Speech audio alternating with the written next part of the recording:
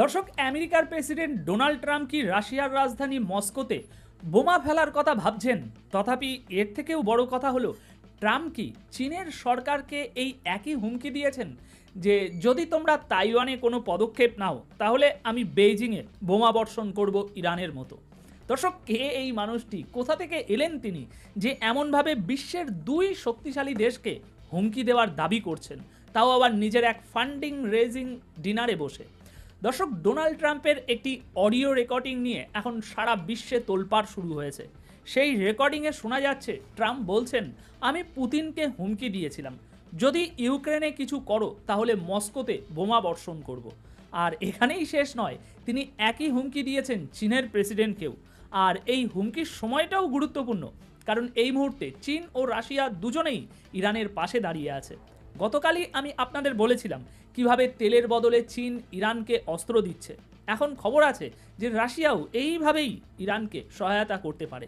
এটা এমন একটা সময় যখন আমেরিকার প্রেসিডেন্ট ডোনাল্ড ট্রাম্প ইসরায়েলের প্রধানমন্ত্রী বেঞ্জামিন নেতানিয়াহুর সমস্ত অত্যাচারের দিকে চোখ বন্ধ করে বসে আছে। মধ্যপ্রাচ্যে প্রতিনিয়ত উত্তেজনা বাড়ছে। এমন একটা সময়ে এই অডিওটি, যেখানে ট্রাম্প দাবি করছেন তিনি রাশিয়ার প্রেসিডেন্ট এবং চীনকে এই ধরনের হুমকি দিয়েছেন। কিন্তু দর্শক জানেন এই কথাগুলো কি প্রমাণ করে? এই কথাগুলো এটা প্রমাণ করে যে যে মানুষটি বলা হয় পৃথিবীর সবচেয়ে শক্তিধর ব্যক্তি, তার মানসিক অবস্থা কতটা অস্থির। আগামীকাল কি করবে কেউ জানে না। ইংরাজিতে একটা শব্দ আছে, আনপ্রেডিক্টেবল, মানে হলো যার আচরণ আগে থেকে বোঝা যায় না। ডোনাল্ড ট্রাম্প ঠিক এমন একজন মানুষ, আর এটাই তাকে আরও বেশি বিপজ্জনক করে তোলে। দর্শক, আমরা এখন এমন এক দুনিয়ায় বাস করছি যেখানে শুধু কথার ভুল ব্যাখ্যা দিয়েই যুদ্ধ শুরু হয়ে যেতে পারে। হ্যাঁ, যদি কেউ কথার ভুল মানে বের করে ফেলে তাহলে সেটা আমাদের সরাসরি বিপদের দিকে নিয়ে যেতে পারে। আর ঠিক তখনই এরকম সময় এই মানুষটি এমন স্পষ্ট হুমকি দিচ্ছেন। আমি এখন আপনাদের সামনে একটি 50 সেকেন্ডের অডিও তুলে ধরছি, সিএনএনে প্রকাশিত। এই অডিওতে শুনতে পাবেন ডোনাল্ড ট্রাম্প শুধু রাশিয়াকে নয়, চীনকেও একই ধরনের হুমকি দিয়েছেন। আর সারা দুনিয়ার মিডিয়ায় এই খবর প্রকাশিত হয়ে গিয়েছে। শুনে নিন ডোনাল্ড ট্রাম্প ঠিক কী বলছেন। To Putin, I said, if you go in to Ukraine, we're going to bomb out of Moscow. I'm telling you, I have no choice. The public wants it. The public. So he goes like, I don't believe you.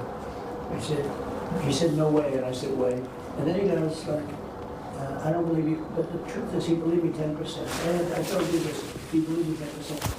Then I'm with President Xi of China. But I said the same thing to them. I said, if you go into Taiwan, I'm going to bomb the out of Beijing. He thought I was crazy. He said, Beijing? You're going to bomb Beijing? I said, I have no choice. I got to bomb them. We're going to bomb Beijing. And he didn't believe me either, except 10%. And 10% is all you need. In fact, 5% would have been okay too. And we never had a problem. We would have never had a problem. The Trump campaign declined to comment on the content. দর্শক, খবরটা কি? Leak হওয়া এই অডিওটি, সেখানে শোনা যাচ্ছে একটি বন্ধ ঘরের ফান্ড রেজারের অনুষ্ঠানে ট্রাম্প তার দাতাদের কাছে পুতিনের সঙ্গে তার কথোপকথনের গল্প শোনাচ্ছেন। তিনি বলছেন, আমি পুতিনকে বলেছিলাম যদি তুমি ইউক্রেনে ঢোকো তাহলে আমি মস্কোতে বোম ফেলবো। পুতিন জবাব দেন, এটা সম্ভব নয়। তখন ট্রাম্প বললেন, সম্ভব হতেই পারে। এরপর ট্রাম্প গর্ব করে বলেন, রাশিয়ার প্রেসিডেন্ট আমার কথায় 10% বিশ্বাস করেছিলেন, আর আমি বলেছিলাম এই 10%ই যথেষ্ট। এখন এই হুমকির দাবি ট্রাম্প নিজেই করেছেন যে তিনি পুতিনকে তা দিয়েছিলেন। তিনি আরও বলেন, আমি এই রকম একই হুমকি চীনকেও দিয়েছি। ট্রাম্প বলছেন তিনি ওই ঘরে উপস্থিত লোকজনকে জানিয়েছেন চীনের প্রেসিডেন্ট শি জিনপিংকেও তিনি সরাসরি হুমকি দিয়েছিলেন, যদি তুমি তাইওয়ানে ঢোকো তাহলে আমি বেইজিংয়ে বোমা ফেলবো। তারপর ট্রাম্প বলেন শিও 10% বিশ্বাস করেছিল, আর তার মতে এই সামান্য 10% সন্দেহই চীনকে কাবুতে রাখার জন্য যথেষ্ট ছিল। কিন্তু প্রশ্ন হচ্ছে, যদি ডোনাল্ড ট্রাম্প সত্যি এসব বলে থাকেন তাহলে এর মানে কি দাঁড়ায়? যখন তিনি এই ধরনের কথাগুলো বললেন নিজের ফান্ড রেজারদের সামনে, তখন এর পিছনের মানসিকতা বা উদ্দেশ্যটা ঠিক কী চিন্তা করে দেখুন। দর্শক, এই রেকর্ডিংগুলো দেখায় কিভাবে ট্রাম্প নিজের দমদার বা শক্তিশালী মানুষের যে ইমেজ সেটা বিক্রি করে, আর সেটার ভরসাতেই ফান্ড চাঁদা তোলেন।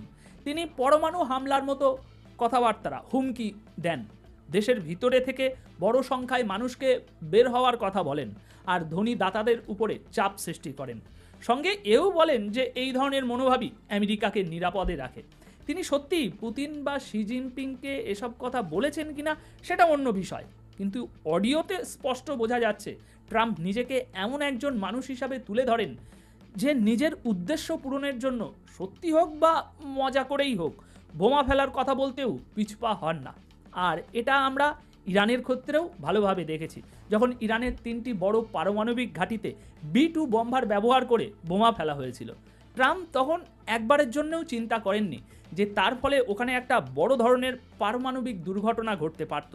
শুধুমাত্র ইরান সেই ঘটনার 12 ঘন্টা আগে পারমাণবিক উপাদান সেখান থেকে সরিয়ে ফেলেছিল বলেই দুর্ঘটনা এড়ানো সম্ভব হয়েছিল। তবে যদি না সরাতো তাহলে কি হতো সেটা আপনি বুঝতেই পারছেন।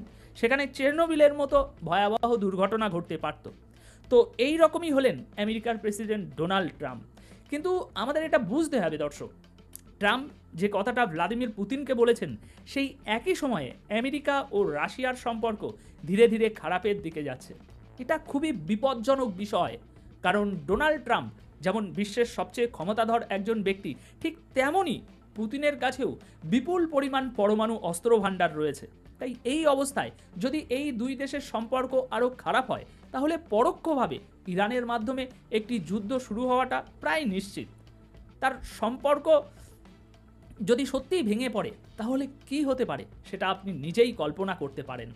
মনে রাখবেন, এটাই সেই মানুষ যিনি কয়েকদিন আগেই পুতিনকে শান্তিদূত বলে প্রশংসা করেছিলেন। কিন্তু যেমন আগেও বলেছি, ট্রাম্প একজন আনপ্রেডিক্টেবল ব্যক্তি। এই মানুষটি যে কোনো কিছু করতে পারে, আর সেই কারণেই তিনি অত্যন্ত বিপজ্জনক। এবং আমাদের এই বিপদের গুরুত্বটা ভালো করে বুঝতে হবে, বিশেষ করে এখন যখন আমেরিকার সঙ্গে রাশিয়ার সম্পর্ক ক্রমশই খারাপ হচ্ছে। তো দর্শক, এ বিষয়ে আপনাদের মতামত কি কমেন্ট বক্সে অবশ্যই জানিয়ে যাবেন।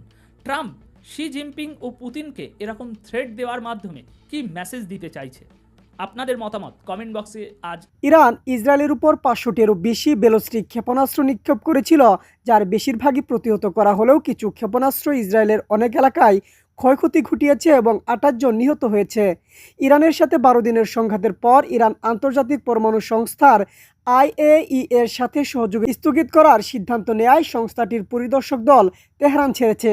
দর্শক, সম্পূর্ণ ভিডিওটি দেখলেন, আশা করি বিষয়টি বুঝতে পেরেছেন। এই নিয়ে আপনার গুরুত্বপূর্ণ মন্তব্যটি অবশ্যই কমেন্ট বক্সে জানিয়ে দিবেন। ধন্যবাদ।